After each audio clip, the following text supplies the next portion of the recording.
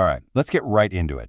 What if I told you the real secret to hitting a band 9 on the IELTS listening test isn't actually about having better English? Nope, it's all about having a way better strategy.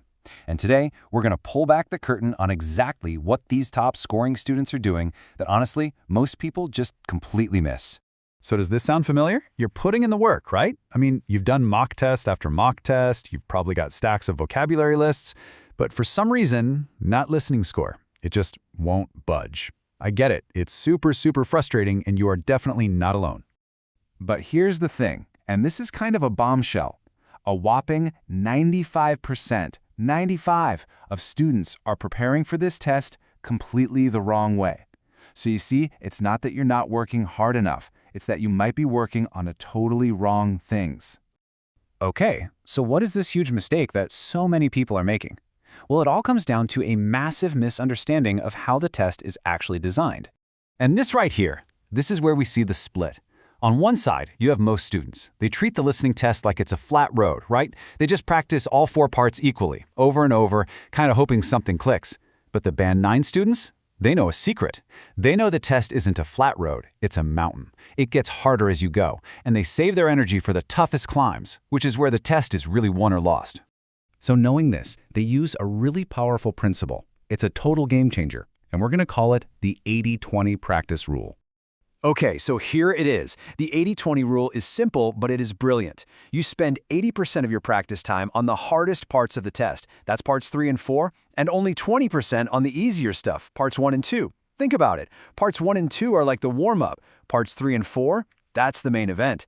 That's where almost everyone trips up. So top students just flip the whole thing on its head. They live in those difficult sections, mastering them. And this chart just makes it so clear, doesn't it? Look at the most students bar. It's all even-Steven, a little bit of time for everything. Now look at the Band 9 students bar. Wow, it's a totally different picture.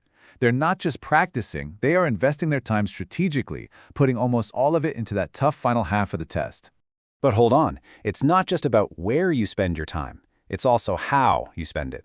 Because Band 9 students know that each section of the test has its own unique personality, its own little quirks. And they don't use a one-size-fits-all approach. They train specifically for each one. So let's break that down. We're going to look at 4 different strategies, one for each part, starting with part 1. Okay, part 1. This part is, well, it's weird. It's not natural conversation. I mean, when was the last time someone spelled out their entire name and address for you over the phone, right? So just listening to random podcasts isn't going to help much. The smart move here is to become a machine. You drill with official Cambridge tests over and over until catching those numbers and letters is just automatic. Pure muscle memory. Now, part 2. This is the monologue. You get one chance to hear it, and that's it. No replays, no second chances. So what's the secret? It's what we call stealth prep. You find solo speakers, think podcasts or YouTube videos on stuff you actually find interesting, and you just listen. You're training your brain to absorb information from one person talking without needing a rewind button, and you can do it on the bus, on your lunch break, anywhere.